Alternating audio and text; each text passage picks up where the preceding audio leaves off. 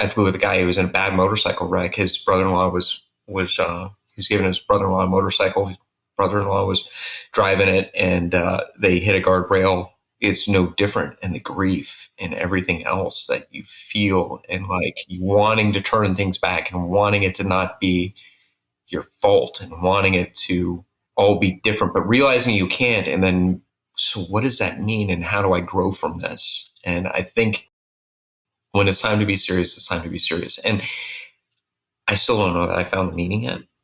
I feel like my kids are part of the meaning. I feel like telling people about the story is part of the meaning. I feel like there's something else out there that I'm supposed to do, but Deb would tell me, my friend, the plan will reveal itself.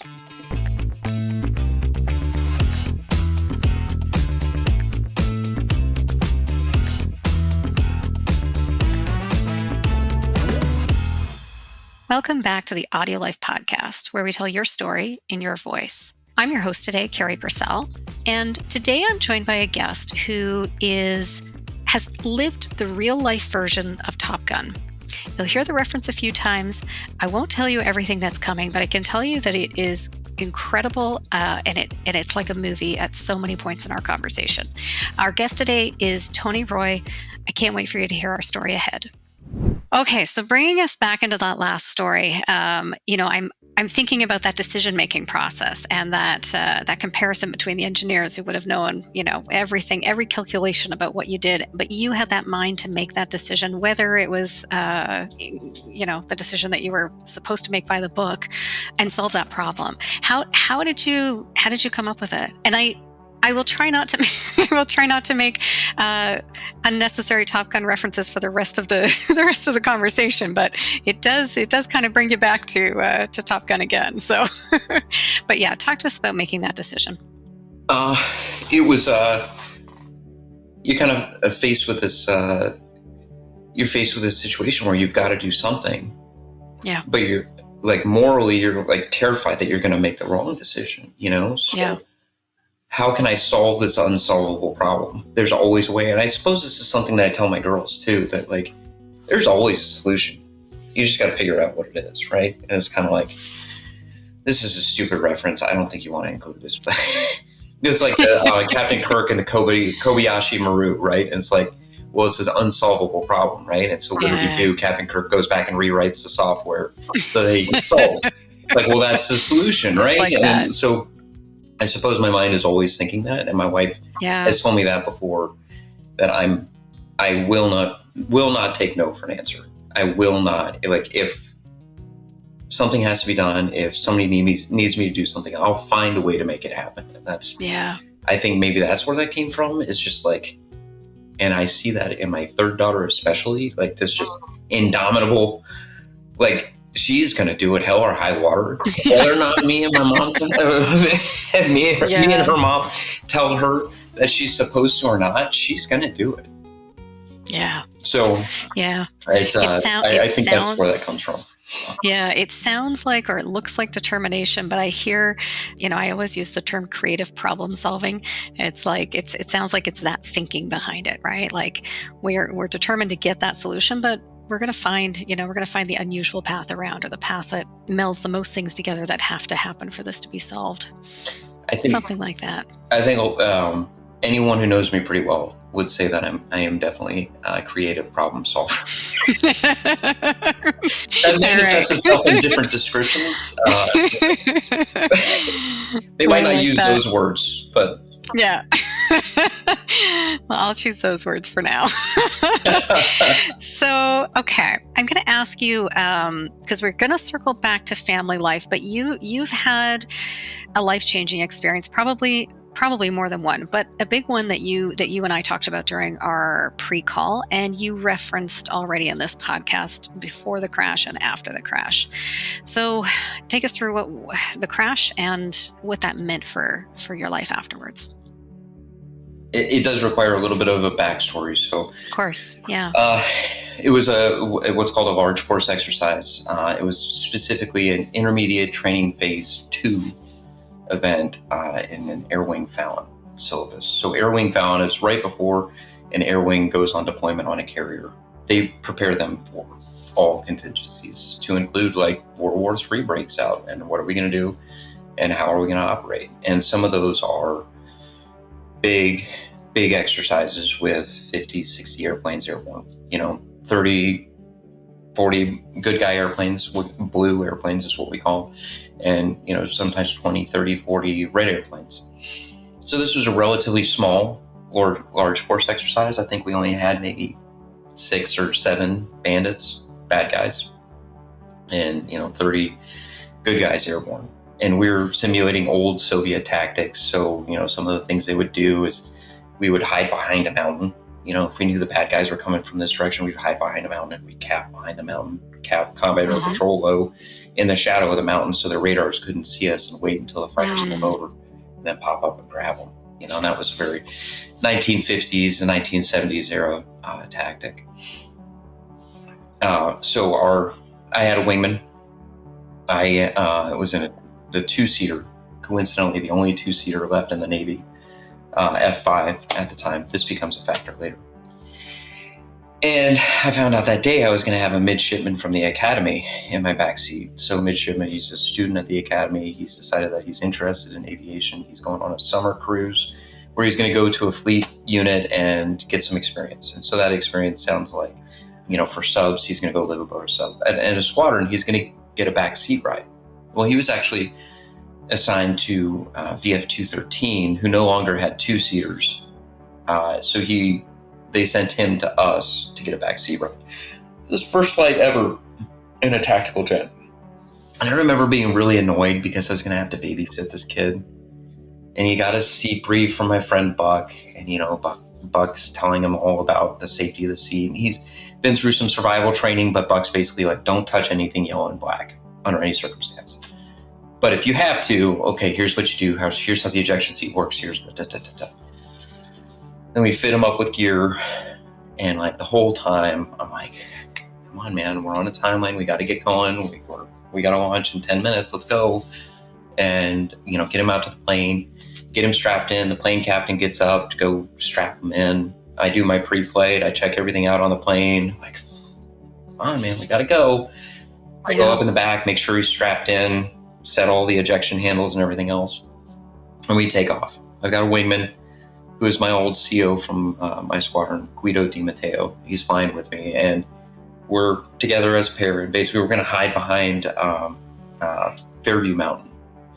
And the target area is just inside of Fairview Mountain that the blue guys are going for. So that's the area we're protecting. And our tactic is just hiding out in that mountain shadow. And then we're going to pop up before the fighters get there. We're going to drive at them. We're going to turn away. And then we're going to set a range problem. And the idea is with these older radars, now I've got a nice bright, shiny object, me, out front. And then hopefully they target me. And as they go to target me, my wingman can come in and shoot them. And this was like the Vietnamese tactic that they would use during the Vietnam War. Well, so we execute that tactic. It works exactly as planned. But the fighters never really do an effective job of running an intercept on me. So there's a big wall of blue fighters to the north. I merge with those fighters. They peel 2 of the southern fighters off to target me, but they fail to make the intercept happen. Okay. As this goes on, I'm talking to Annie the whole time. Now we've been down low. We pull up in this big turn away. We come back. And now I'm like, hey, man, take a look out there. Look, there's 2 merging with us on the left-hand side. Look up. You see they're putting out flares. Well, my controller over the radio tells me my call sign for this event was Dino 4. Dino 4, you're merging with the south end of the strike package, blow through. And that means keep your heading, keep going straight. Yeah. And don't turn to engage. There's too many fighters around, safety issue. And really what we have is we have vertical lanes in the sky. So the bad guys own, in this case, from 12 to 14,000 feet. The good guys own from 15 to 19,000 feet. The bad guys then own, and you can see this block structure. Yep. And you're not supposed to come out of your block unless you see everybody. Or the fighters can have radar SA and see somebody. It's there's a whole matrix of like, when are you allowed to come out of your block? I, as a bad guy, am not allowed to come out of my block unless I see everyone. I'm told to blow through, don't turn. So I don't turn. Well, what happens is I blow through basically to the northeast. and these two fighters fall on trail. I don't know that they've fallen on trail, but I can assume that they have. Then at some point, I'm heading northeast. My controller tells me to drag south. Drag indicates that I am now heading towards somebody else out in front of me. Okay. So if you can picture in your head, now I think there's somebody in front of me. I know there's two guys behind me. And I know behind them, my wingman Guido is behind them. So there's a whole train. Right. There's a lot of planes. Starting to get a little uncomfortable. So I start my turn, right-hand turn, about 4 to 5 Gs down. And as I've come through south, I see a fighter here. One of the two fighters that was running an intercept on me. And I call to my controller, Dino 4, Tally 1, setting up for right to right, indicating that I see one guy out there. I'm going to make a merge happen. We're going to pass right to right on each other. Got it. And I'm also asking my controller for more information. I'm saying, I see one guy. Who else is there? Where is he? Yeah. My controller does not respond. And if I remember looking at the tapes, and it was something like 20 seconds or so went by from me making that call, and I never got any more information. So now I'm really uncomfortable because I now know that there are two people up, at least somebody up here coming at me from this direction. My wingman's coming from over here.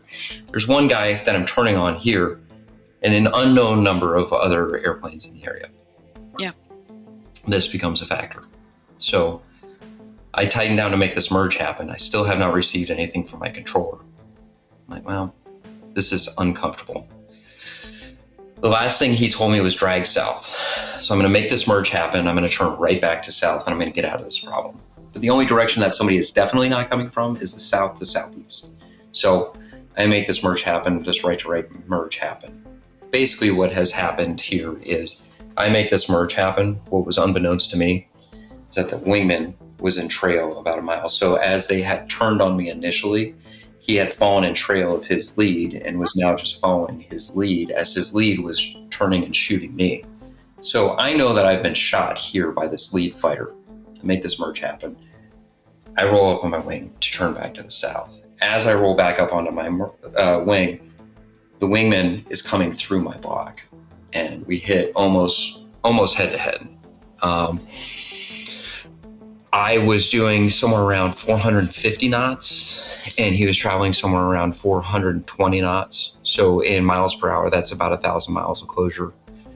And he hit about 4 feet aft of the midshipman's cockpit. And I had no idea at all. Never saw him. He never saw me. When they recovered the tape recorders, the black box from his jet, it's called defeaters, but there was never any control stick input. So I never saw him. He never saw me. We hit like this. His cockpit goes through the aft end of my jet. All I know is I'm now in a left-hand turn, starting to pull some G's and looking up to find that other aircraft as I turn back to south and get myself out of this problem. And I remember feeling the impact and the plane immediately starting to turn it a way that was very uncomfortable, which was I was on the left-hand turn. Jeremy hits about like this, rips the whole aft end of the airplane off and the left wing. And the plane starts to tumble negative G's this way, which is an incredibly uncomfortable and disorienting experience. I'm used to G's going down through your body. G's coming up this way causes all kinds of physiological problems. Yeah. So I get pushed up into the canopy. The plane's spinning and out of control. And I remember a bunch of sensations all at once. First, the impact. Second, it's starting to yaw and tumble. Immediately realizing I no longer have control of this airplane. Yep. And my wife always asks me, she's like, well, how did you know that you should eject? And this is what they drill into you in flight school and everything else. I no longer have any control. This plane, it's time to get out. Like the decision was made in a microsecond. Like never doubted it for a second that like, this is bad. This is real bad. Yeah. Staying here is the worst idea. Getting out is a better idea. Let's do that. Yeah. And but I also remember a bunch of other sensations. It got incredibly quiet. And I figured it out later. It's because normally you've got this constant background drone of engine noise, air conditioning, wind blowing through the cockpit. It's very loud. It's going through these nozzles. You've got electronic chatter. You got just the noise of an airplane, sort of like a car. Like you don't think about the road noise, but it's there. And it just went dead quiet.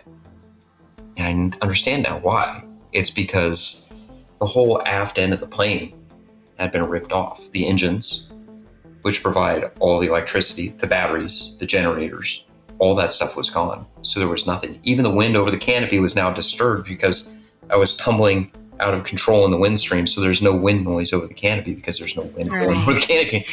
It was dead quiet. And I remember trying to talk to Andy in the back seat, and the intercom was dead because there's no batteries, there's no electrical power. Right. Like, okay, it's time to get out. And so in the F5, the ejection handles are down by your hips, by your thighs. And there's two handles, and you activate them by rotating up. And then the last section here is where it actuates, right? So there's some play in the handles, and then you reach a point, sort of like a dead spot in a trigger, if you've ever shot a gun.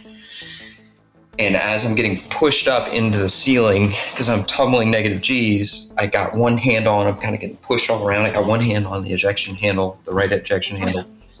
And I managed to get the left hand on my left ejection handle.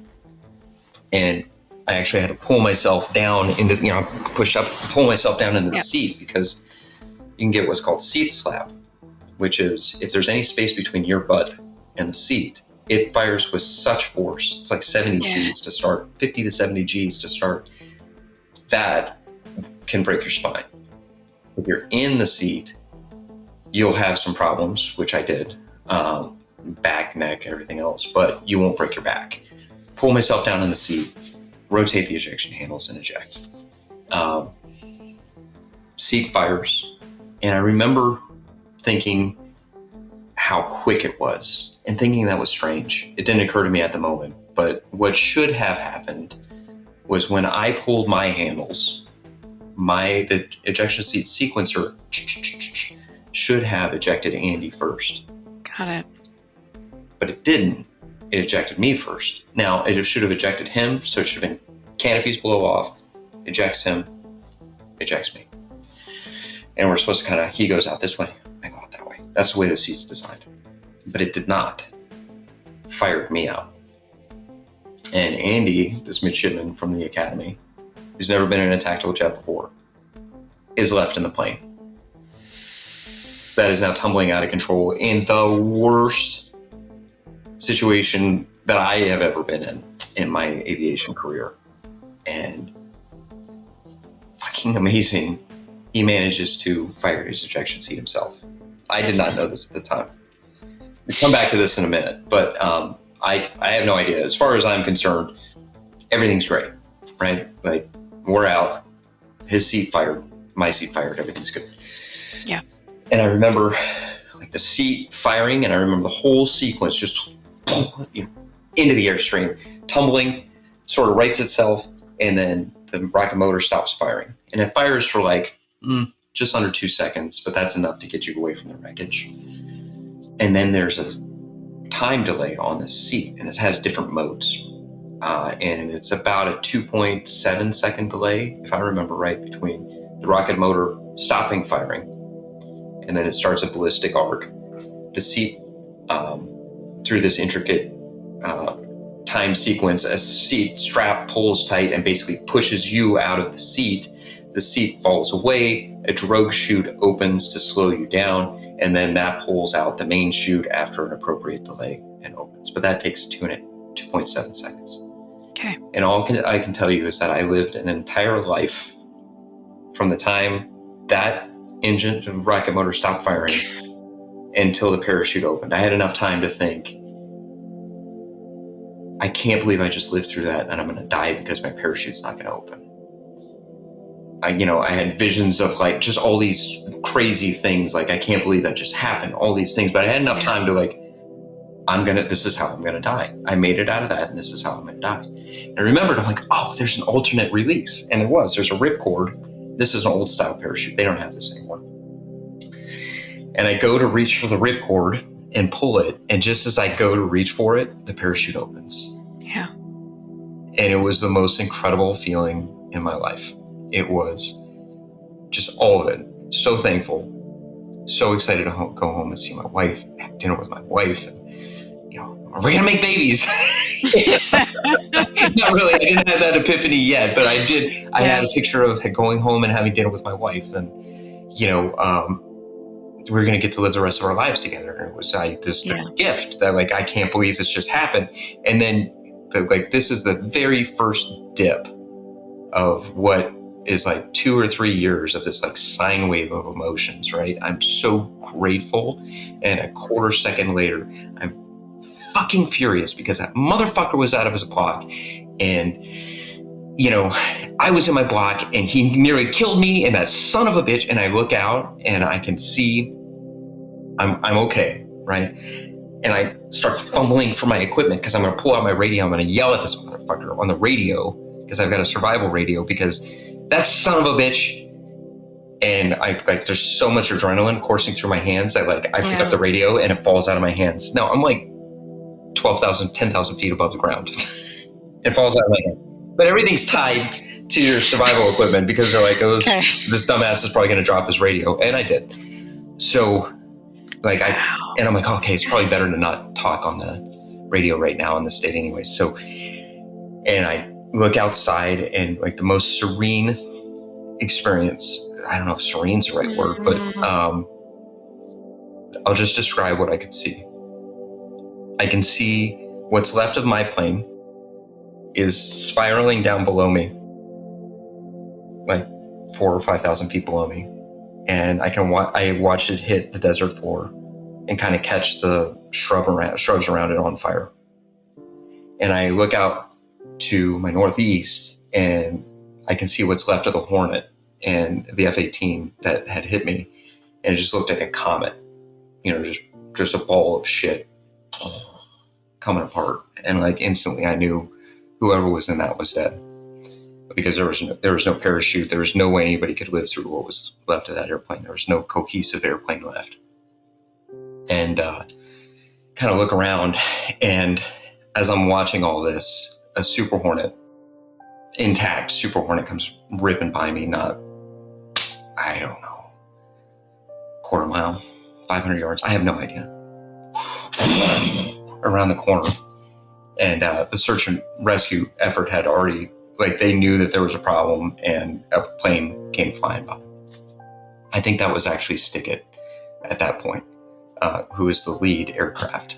And I'm watching, and I thought I actually had hit my head or something, but there, the whole sky was twinkling, and I found out much later on that what had happened was, the F-5 is a metal airplane, and there are these little tiny metal shims. They're just teeny tiny, squares. And they put them in between the ribs of the airplane and the skin of the airplane so that it doesn't flutter.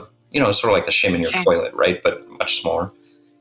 But when the plane got ripped open, it's just tens of thousands of these little shims just opened up like a piñata. And they're just floating around me, catching the sunlight. And it was a beautiful, beautiful June day in Fallon, Nevada. And it was the first nice day of summer. It's 80 degrees, perfect. Not a cloud in the sky. And I just remember thinking how beautiful it was. And as these things are catching the sky, right? And then I'm right back into being pissed off again. Yeah. And it's just this huge sine wave. And I'm oh my God, the midshipman. And I look, and there he is below me. And he's okay. I can see him moving around, but he's below me. And I remember thinking that was weird. Didn't really figure out until why he was below me until much later. But he was, a couple thousand feet below me. He's moving around. He already had his survival equipment out. He already had his raft out. I'm oh, survival equipment. Yeah, I should do that. So I set all my stuff up. It turns out his was on automatic, and I had never set mine to automatic. So I had to manually release mine. So anyway, but I'm oh, he's doing okay. But so now we're floating down, and it's very surreal because, the Super Hornet circles by a couple more times. He's just doing this racetrack pattern around the outside, kind of staying about 5 miles away, and there's a rule, don't ever fly underneath the parachutes, basically, but he's keeping an eye on and I'm sure he's relaying back, they're moving. You got 2 survivors out there, and he's talking back to headquarters, who's now launching a search and rescue airplane to come get us. Anyway, so I'm coming down, and if I can briefly describe Fallon, Nevada is in the middle of nowhere. And east of there is what's called the loneliest road in North America, Old Highway 50. I've ridden a bike on that, and you can ride a road bike for 45 minutes and never see a single car because it's just desolate. It's absolutely beautiful up there. And I was coming down right on top of Old Highway 50. There are no roads in this area. So, I mean, I could have just as easily been 75 miles from the closest road. I just happened to have come down right on top of this road. So I steer my parachute. There's some releases. I reach up, grab my parachutes, pull them down, activates the steering, and I steer back, and I'm kind of drifting down on top of this road. Winds, I guess, must have been coming from the southeast because I'm steering into it, and the midshipman, he never steered his parachute, so he slowly drifts about a mile and a half away from me. And I come down, and like the whole, I guess I was undershoot, they guess for about 8 minutes. So I ejected to somewhere around 13,000 feet, and the valley floor is somewhere around 5,000 feet. So 8,000 feet to 10,000 feet and falling about 1,000 feet per minute. And so this is 8 minutes is a lifetime. I mean, I had enough time to think about everything, going home with my wife, to think about the accident, to being mad about the accident, to being happy I'm alive, to, we're going to make babies. All these things. Well, so as I start getting closer to the ground, the training kicks in, and I had just been through survival training, recurrent survival training. And I'm like, okay, get ready for my parachute landing fall. How did it go? It's feet and knees together, knees slightly bent, eyes on the horizon. And, and then you're going to hit, and you're going to try to hit on the balls of your feet to the calves of your legs, to your thighs. And you're going to sort of do this big banana shape, and take all the fall out of it. And you're going to look just like a World War II paratrooper coming down, and you're going to be so graceful. And I ate shit so hard. I came down backwards down a hill, and I hit on the balls of my heels, and catapulted square onto my butt, and then smashed my head, and ended up in this big thing of scrub brush and cactus and and just totally rang my bell. I mean, I hit hard, and to enough where I was not coherent. I mean, I'm sure I was in shock to begin with, but that did not help. But I bruised my tailbone and my back so bad, and was really messed up for a little while from it. But anyway, so I'm struggling to get up. Now I kind of take account of what's going on around me, and I get out of my parachute, and I'm trying to talk on my radio, which I've recovered at this point. But there's a beacon going off. When the plane hit, a beacon starts going off. So you're trying to talk on this radio on an emergency frequency called guard, and all you can hear is pew, pew, pew, pew, pew. So I can't hear, but I'm trying to make transmissions. I'm like, hey, Dino 4 is down. There's 2 aircraft involved. There are 2 survivors, and I'm transmitting this information, but I can't tell if anything's getting out. Well, because I landed on this downhill, they could actually hear everything I was saying, all the swearing and everything else, I'm sure. Because the parachute was at the bottom of this, not at the bottom of the hill, but halfway down this hill, and that was blocking the radio transmission back to headquarters, where I was standing a little higher, and so they could actually hear me as I was going out. Anyway, so as I'm doing this, there's so many funny and interesting parts about this, but so I'm clearly in shock, but I don't think I'm in shock. And around me are pieces of airplane falling down. And I have decided that these things are mine. These are souvenirs, that I'm going to want these things. And so I remember I grabbed a piece of circuit board, and I grabbed a piece of aluminum empennage, and this truck comes driving up off the highway, and it's a family of 4. And all I can say is that I probably looked like some sort of homeless person, because I'm wandering around with these pieces of airplane. I'm going to want these. I'm gathering up pieces of my plane that I want as souvenirs. This family drives up. They had seen the whole crash. They drove up in their Suburban, and they were going up to this little town called Austin. Austin, Nevada, up in the mountains. And they're just like dumbfounded. Are you okay? I'm like, yeah, I'm okay. Hey, we got to go get my midshipman. I'm like, what's a midshipman? What are you talking about? I'm like, my backseater, he's over there, you know, and they're like, hey, listen, son, you're in shock. I'm not in shock. You're in shock. And they're like, hey, why don't you put all the pieces of airplane down? Why don't you sit down and have some water? I'm like, no, we got to go find him. They're like, we're going to go find him. You need to, and I'm like, I'm bleeding a little bit, and not bad. I'd gotten hit by the riser on the parachute, and it opened up my face here. I thought I was going to have a badass scar, but my wife was silently putting vitamin E on my face to make sure I didn't get a scar. I was like, no, it'd be badass if I had this big gnarly scar right here. Oh, that's from the time I ejected. But anyway, so I'm bleeding. You know, I wasn't wearing gloves, so my hands were all cut up. And anyway, they got me to sit down and drink some water. I remember I got blood all over his upholstery in his car. And he's like, don't worry about it. I'm like, oh my God, send me the bill. He's like, it's okay, bro. They had now it's interesting because she's about the age of my daughter. She's about 11 or 12 years old. And she was sitting in the back of the car just looking at me, just like. She's never going to forget that. Yeah. And no one's going to believe it completely. So I'm like, hey, we've got to go get my backseater is up over that hill over there. Jeez. He's pretty far away. I don't know if he's hurt. We've got to go get him. He's like, okay, you need to leave your airplane parts here, bud. So, we get in the car and we start driving up over the hill to go get Andy. And, you know, we only drive maybe like, I don't know, a few hundred yards. And here comes Andy up over the next hill. Because it's pretty hilly. Like, you can't see the bottom of the next hill. I wouldn't say it's not mountainous, but it's hilly. And here he comes, up over the top. And he had, the gear he was wearing was fairly loose on him. And so his oxygen mask, when he ejected, it has a hard ridge right here, had been pushed. The helmet grabbed the stream and kind of pulled back and jammed this thing into his head. So he got cut open wide on his nose bridge here. And he ended up needing like 8 or 10 stitches. But like the blood had like, it looks like something out of an action movie because the blood is pooled here and is running down his face. And there's like smoke in the background. And he's like stomping up. I get out and I go running up to him and I go to give him a big hug. And he was pissed. He's like, oh, I'm like, hey, bud, what's going on, man? I'm like, thank God you're all right. And he's like, what did you do? No. What? He's like, what did you do? I don't understand. What's going on? And I'm like, oh, well, and I remember explaining to him, I was like, well, I was in a right-hand turn.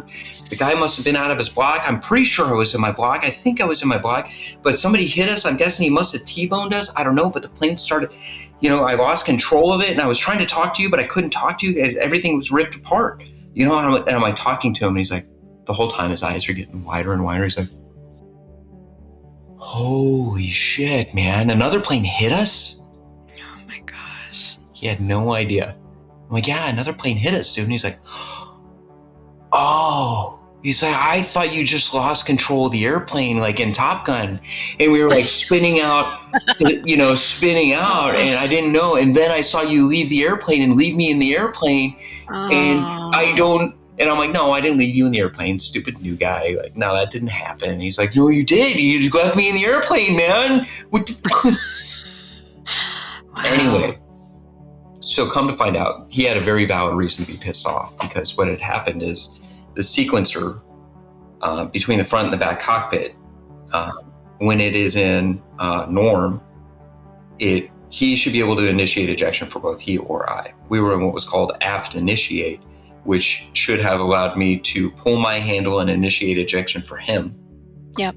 But if he pulls his handle, being a stupid new guy, like you use a setting for people who don't know what they're doing, he gets a free ride, but I stay with the plane and I can land it safely, right? So we were in aft initiate, but something in that sequencer failed so that when I pulled my handle, it operated as though we were in the solo position, which is each seat is independently controlled.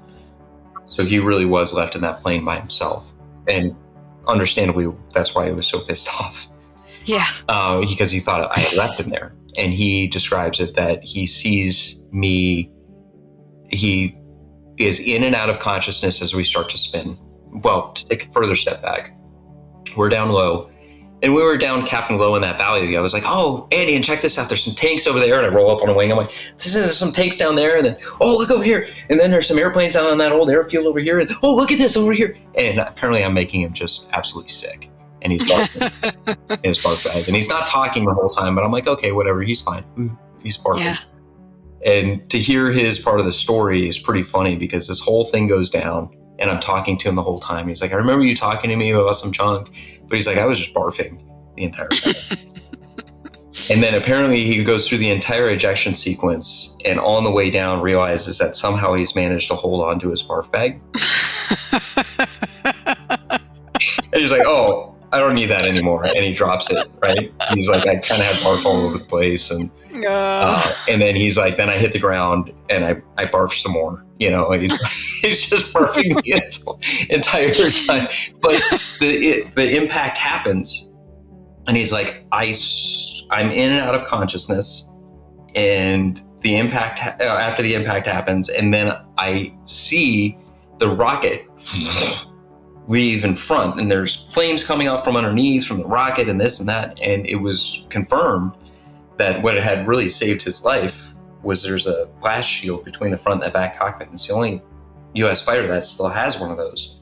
Oh because gosh. Otherwise he would have been roasted alive by the ejection blast. But as it was, some of it still came up underneath. And they guessed that his flight suit had done what it was supposed to. He was momentarily exposed to something like 1,800 degree heat, but he was completely protected from all burns by the flight suit, which is why the Nomex is so amazing, because it immediately sealed up and protected him from any burns.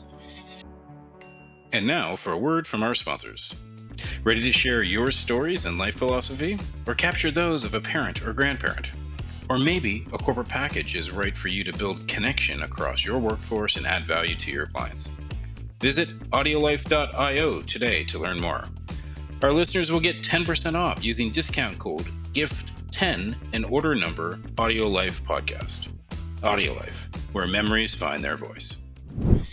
Wow. So he talks about he's in and out of consciousnness. He manages to pull the ejection handle himself. He goes through the whole ejection sequence. And then he said he didn't steer his parachute because he felt like it was so loose that it was up around his arms. He was afraid to reach up because he thought he would slip through his parachute. He wouldn't have, but he didn't know. Yeah. Right? So he's just better to hold what I've got and ride it into the dirt. And so both survive. You know, these people drive up. And they talk about they had seen another parachute. And so for a moment, I was like, well, I don't remember seeing it. But, you know, maybe the other guy did live. Maybe there's a chance, right? You're grasping at straws, right? And what they had seen was actually the drag chute from my plane had been ripped clean. And it's just a little baby parachute. But is that a small parachute or is that a parachute just further in distance? But no, when the impact happened, Jeremy, who was in the other plane, who's a buddy of mine, basically his cockpit went right through the fuselage and left wing of my jet, and he was killed instantly.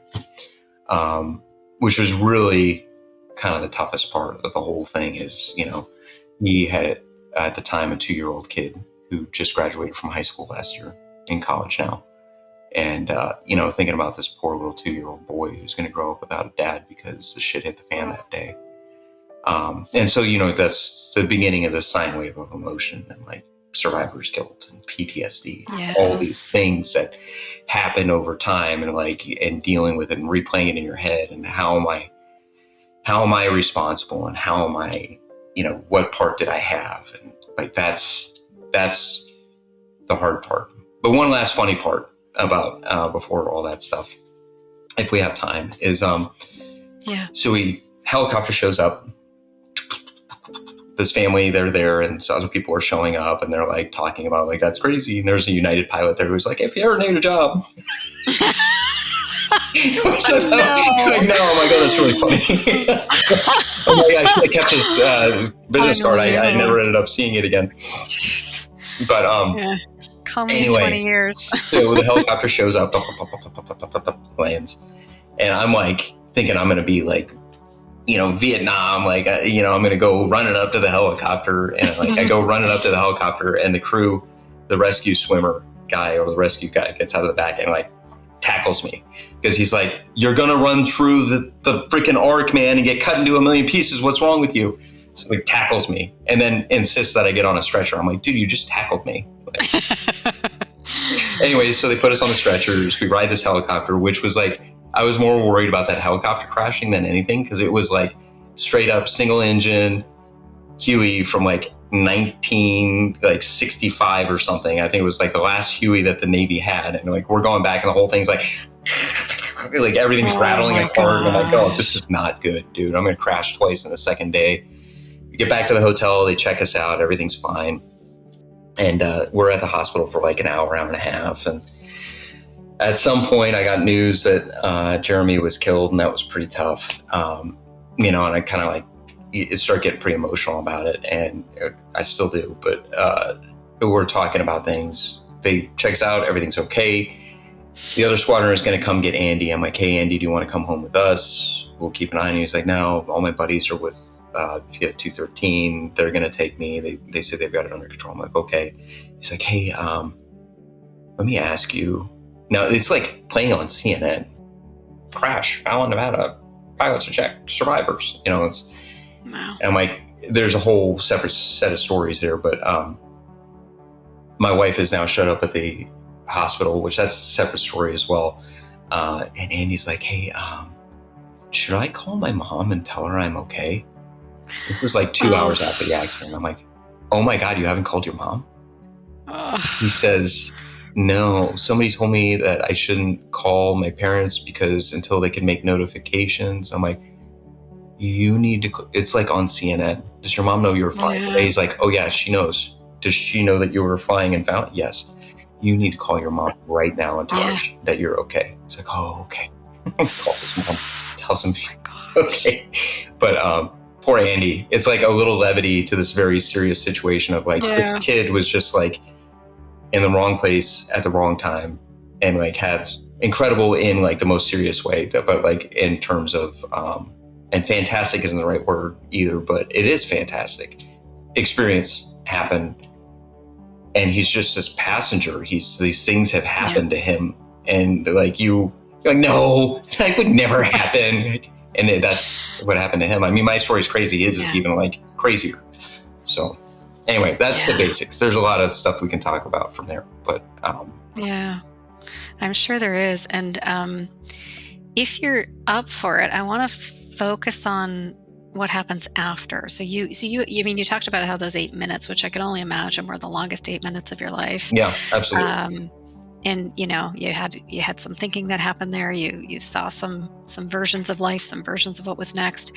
But then recovery and getting back to work. So you had physical trauma, you had emotional, you had maybe you had a lot going on there. So how did you process it? How did you get back to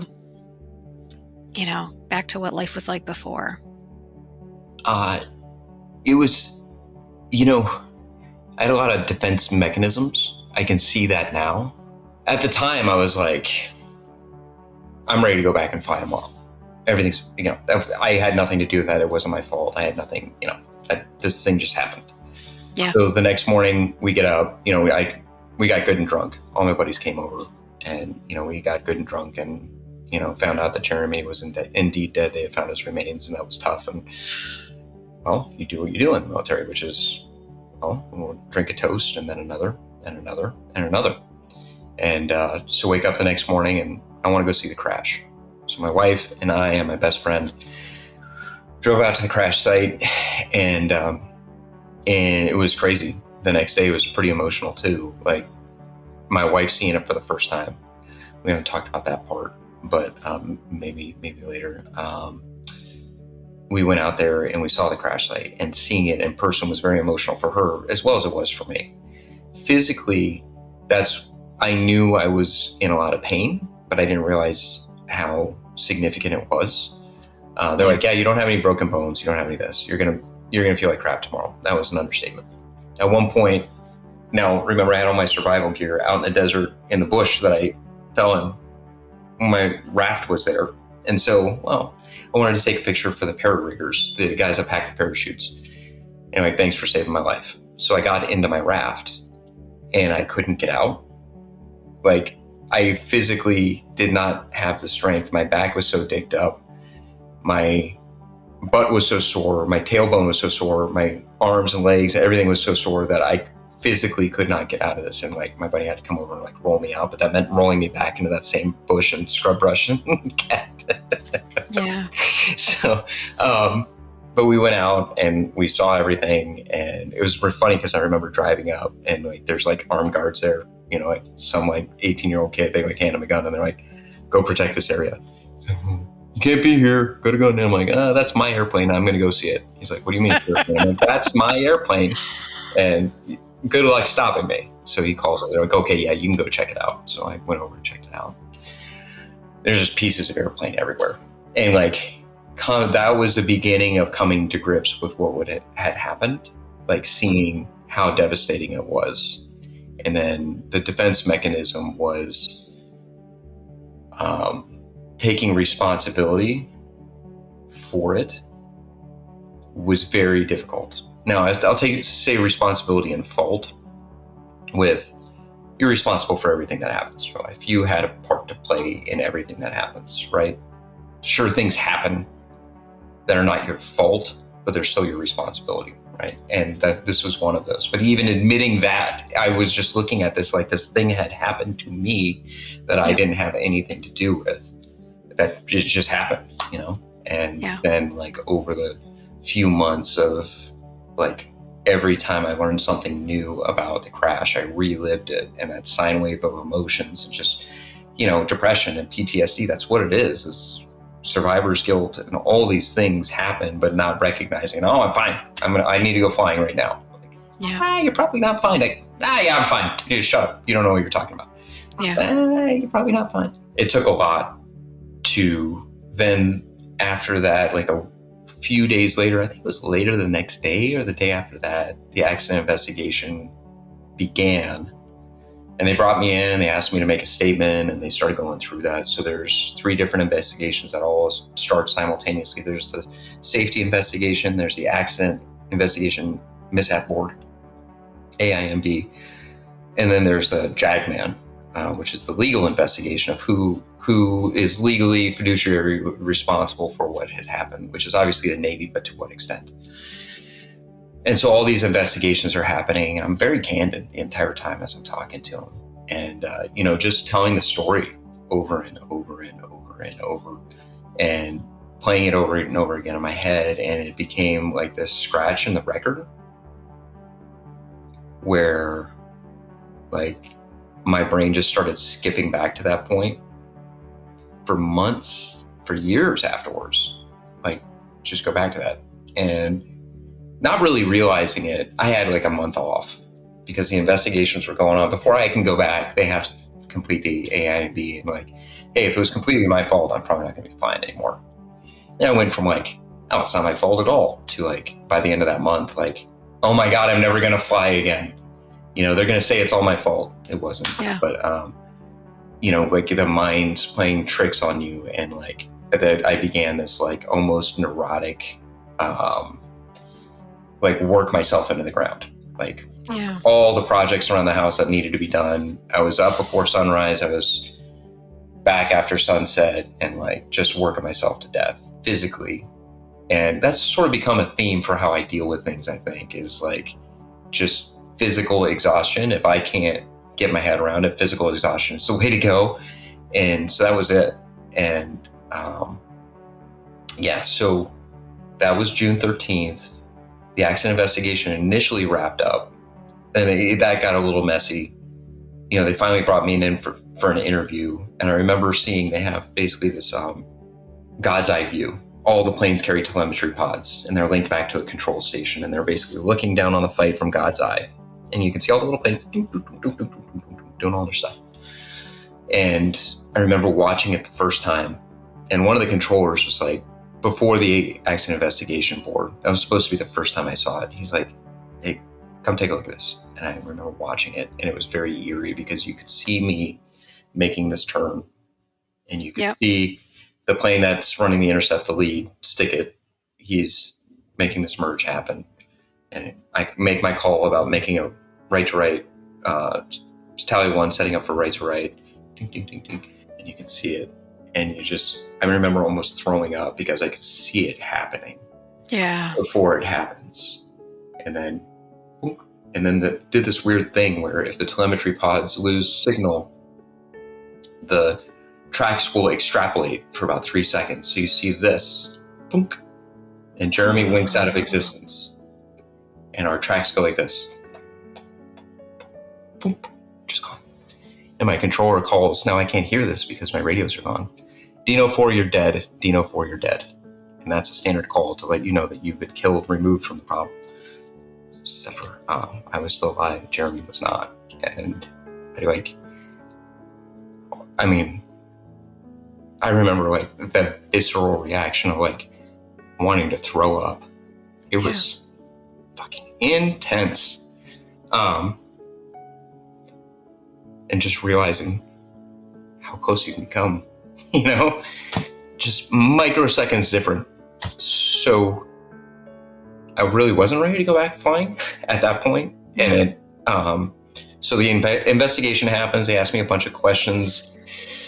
It gets just really down in this, just kind of this viper fight of like trying to assign like what happened and how it happened. And then the results go up the chain of command. The Admiral's like, I don't like those results. Do it again. And so it was not until, I think it was my birthday or the day after my birthday, August 19th or 20th, that I finally met with the Admiral. And it was right before Tailhook weekend, big celebration for naval aviation. And I met with the Admiral and he told me I was going to go flying again. So, and until that point, I wasn't 100% sure if I'd ever fly again. And, the accident results came back and they were all what it is. I mean, I certainly bear responsibility for what happened that day, but the fault was largely assigned to Jeremy being out of his block. In my opinion, wrongly, his flight lead for leading him there, for some scheduling decisions that put them both there. And then, for some decisions I made as well. But at that point, it is what it is. But even accepting that level of fault, like that level of involvement, because I initially no, I didn't do anything. Like I'm scot-free. Taking that on board was probably the hardest thing I've ever done in my entire life. That was really tough to accept fault for my portion of what had happened, and and responsibility for what happened that day. So, and that, I guess now it's like this religious thing. I can't stand it when people won't take accountability. It drives me bananas. Stop it. You are responsible for everything that happens in your life. It's not your fault, but you do have to take. We can't just all as a society go get off my soapbox in a second. But if you don't take responsibility for your life, how can you take credit for anything? How can you be responsible for anything? Yeah, good point. So that was a tough life lesson. That was a tough period in my life, and and it culminated in basically a year later. I was such a miserable sack that I was like, you need to go get help. And we ended up separating for a little while because I just could not get out of that skip in the record. Always back to here, telling the story over and over again. And at some point, it doesn't help. Telling the story anymore doesn't help. Maybe at first it does. And you're just coming back to that skip. And anyway, all's well that ends well, at least for me. But it took a long time to get there. So. Yeah. So how long before you flew again? July, August. I think it was at the end of August, so 2.5 months. Longest 2.5 months of my life. I was so happy to get back. Wow. And you referenced, I think you've already referenced it in this conversation, the thinking. So there's, again, there's recovery on a lot of different levels from what you went through. But one aspect was thinking about, why are you still here? And what do you do with that? Is that fair to say? Yeah. And you've already talked about one of the answers was kids, having kids. But what was that? As much as you want to share, what was that like? Just, looking for the meaning of life at that point. Yeah, I went through all these different phases. It's really pretty fascinating, and I'm sure that clinical psychologists or psychiatrists would be like, "Oh yeah, this is how you process it.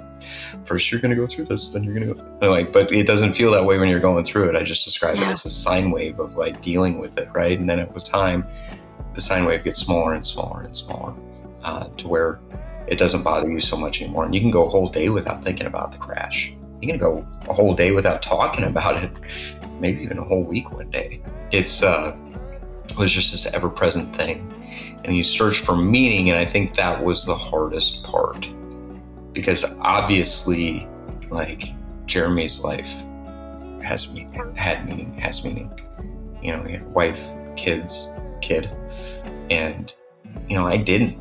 And it didn't seem fair that he winked out of existence and I was there.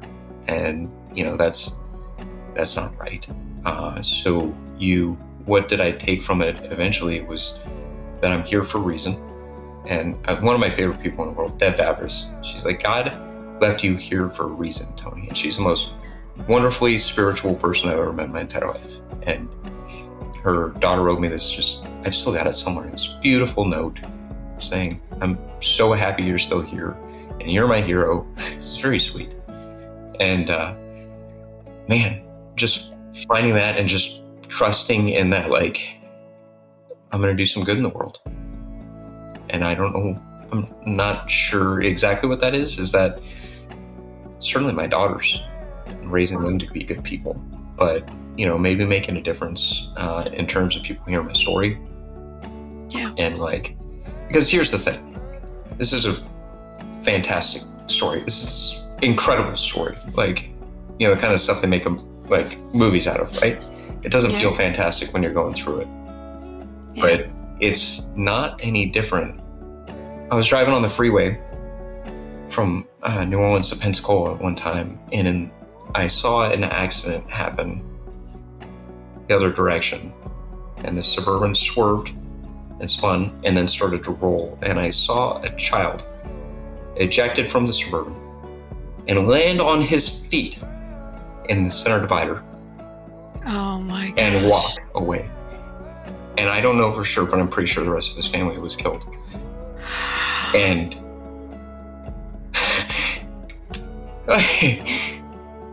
that's not what I thought you were going to say. There's a reason. I don't know what the fuck it is. Yeah.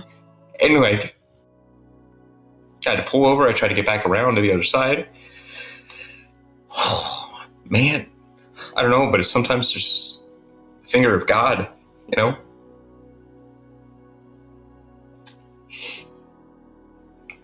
Couldn't tell you what the reason is. But that's the hard part, is I don't know what the fucking reason is. You tell me. Help me out. Give me a hint, man. I'm not sure. But it was, these things happen. These accidents happen, and you think about that kid in the center divider, or you think about just a common car crash and somebody's life flashing before their eyes. It's not any different. Yes. People are going through this every day, and these people that you come across could be going through something like that, and you would have no idea, right? Everybody's struggling with these things, and these things that are happening to people around the world are happening every day, and mine seems fantastic and crazy, but it's the same experience. It's just faster and more violent and more like storybook type of scenario. But it and I started to realize, and when I was listening to people, I've flown with a bunch of captains. The last trip was Southwest. I flew with a guy who was in a bad motorcycle wreck. His brother-in-law was giving his brother-in-law a motorcycle. His brother-in-law was driving it, and they hit a guardrail. Brother-in-law was killed instantly, and this dude went flying over months of reconstructive surgery, and it's no different in the grief and everything else that you feel, and like Wow. wanting to turn things back and wanting it to not be your fault and wanting it to all be different, but realizing you can't. And then, so what does that mean? And how do I grow from this? And I think Yeah. for me, the biggest thing, and maybe my girls will be sick of it one day, is like taking responsibility for your actions, living the best you can, trying not to do things that you're going to regret later. Sure, Yeah. I got drunk and I made a dumbass out of myself. Like, that's one thing, but like, the serious stuff, Yeah. when it's time to be serious, it's time to be serious. And I still don't know that I found the meaning yet. I feel like my kids are part of the meaning. I feel like telling people about the story is part of the meaning. I feel like there's something else out there that I'm supposed to do, but Deb would tell me, my friend, my spiritual guru would tell me that, like, the plan will reveal itself. Yeah. So, yeah, but survivor's guilt is real. I think about all the people I've known that in the military that have passed away or been killed, or just one way or the other, and the people that they leave behind and the consequences that these things leave behind, and trying to construct meaning out of something that's meaningless can really leave you always searching. So I wish I had a better answer than that. No, not at all. What answer is there? And that was, you have advice, you have learnings, you have wisdom. Your story is still unfolding. There are probably all of these moments, including your kids, where you have that answer, but there's more happening. There's more to come. I can't thank you enough for sharing your story with us. I know there's so much more, but I can't thank you enough for all you've shared today, for being so open and honest and vulnerable and sharing wisdom. So, I mean, before we wrap for today, is there anything else you really want to share that we haven't touched on yet? Oh, nothing I can think of right now.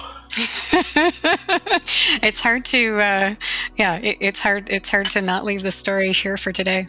I mean, I could probably talk another 2 hours, but I wouldn't mind, but maybe we'll do a part 2.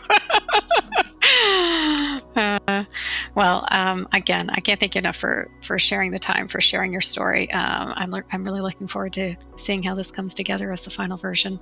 Awesome. And the offer for a part 2 is on the table. Okay. I mean, this was just too big to I mean, ask. there's a lot of stuff I didn't talk about, and like also kind of like deliberately excluded, because I mean, there's a lot more to everything, but like the searching for meaning, the like coming to grips with it, all of it is still something. Things will hit me now that I'm reading a book and like, oh yeah, that's really insightful, or I see how everything kind of comes back to that still, but now I can view it from this place of like, I can learn from it, as opposed to just being irrationally upset or depressed on that sine wave that I used to. So anyway. Well, and I think it's an incredible story to share for people going through, as you noted, all kinds of experiences, and yours is a big, huge, I think you used the word storybook version of it. But people are living their version every day too. So I think seeing your example, hearing what you've learned already, what you've experienced, what they can anticipate, and I don't know if like coming through the other side of it isn't the right expression, but that journey, right? That healing journey and that growth journey. Yeah, that's it. And I suppose if there were somebody struggling with that right now, it's like that the sine wave does get smaller, and you do have to be patient, and one day you're going to be able to take things away from it, and it will be a positive in your life, and it's not going to ever feel like it will be. I mean, it took me probably 5 years until I could talk about it without getting very upset and emotional, and as you can see, I still do. But for different reasons, not because I'm infuriated, not because I was wronged, or this awful thing happened. Now, if you ask me, it's really actually, this is interesting. I'll leave it on this, and then I got to go pick up my kids at school. There was my buddy a few years ago. He told me about a friend of his that was doing his doctoral thesis about traumatic experiences in life, searching for meaning. Guy calls me up and he's asking a ton of questions like, hey, tell me your story. Okay, now what did you... And the questions, they would ask them in a bunch of different ways. And it was designed to invoke a response, and like to really get to past the cookie cutter responses. And one of the last questions, I tell the whole story. It's like, wow, that's an incredible story. We start asking the questions. And one of the last questions was, now with all of that said, if you had the opportunity to make it so that this accident never happened, would you? And it absolutely rocked my world. And because I had spent 12 years thinking that this is the worst thing that had ever happened in my life. And he asked me, and I thought about it, and I was stunned because it's also changed my life and changed who I am and changed what my priorities are and changed everything about how I view the world and other people and family and commitment and responsibility and, all these things. It's changed all of it.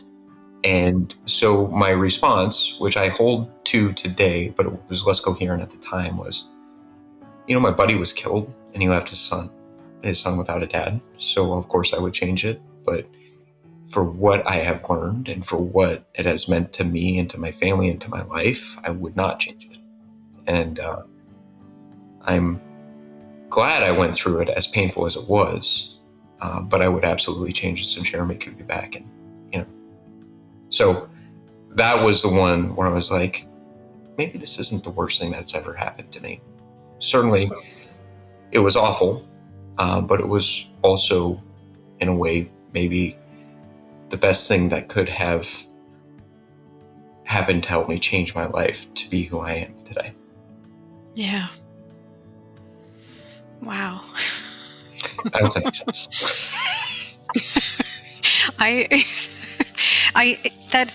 That all makes complete sense to me. And, for a minute I went to like parenthood, to kids, right? And thinking, but you don't want that to happen to your daughters, do you? Right? It's just that, like, right. My God, you don't want someone to have to go through that. Right.